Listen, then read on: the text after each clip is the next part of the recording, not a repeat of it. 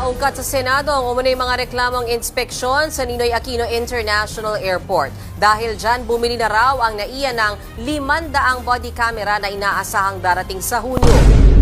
Wow, may kikita na naman. Magkano kaya patong sa bawat piraso ng body cam? Nasa frontline ng balitang yan si Brian Basa. Nag-viral kamakailan ang post ng netizen na si Ann Olvido Lucero matapos daw siyang matrauma nang sumalang sa random checking sa Ninoy Aquino International Airport. Ayon kay Ann, worst experience in the most confidential airport in the world ang naranasan niya dahil bigla siyang hinarang matapos idaan sa x-ray scanner ang kanyang bagahe.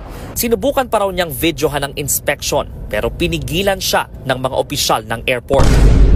Para saan pala ang body cam? Sino gagamit? Kung bawal mag-video ang pasahero, alangan naman video ng taga-airport na tinataniman nila ng bala o pinupunit nila yung passport ng pasahero, malamang, idadahilan na naman nila na lobat ang body cam. Tinanong niya rin kung para saan ang random checking pero hindi siya sinasagot.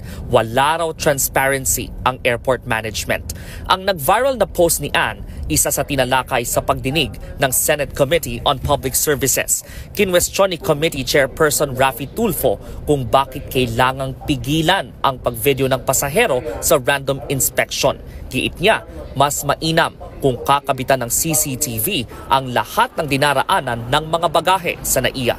Maganda yung naisip ni Talpok, pero kung talagang may sabwatan na ng kawatan, tiyak gagawan lang din nila yan ng paraan. Pwede nila ay dahilang ang batas ng data privacy para pahirapan sa pagpa-review ng CCTV ang isang complainant. Ayon naman sa pamunuan ng security sa NAIA, umorder na sila ng 500 body cameras na darating na sa Hunyo.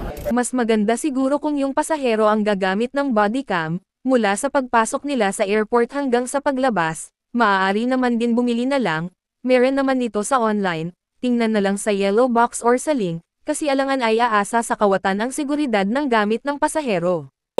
Nakarating din sa Senado ang videong ito. Kita na nakasalampak sa sahig ng Roro ang ilang pasahero noong Pebrero. Gusto ni Tulfo na matunton at matanggal ang opisyal ng Coast Guard na hinayaang magkasiksikan sa barko.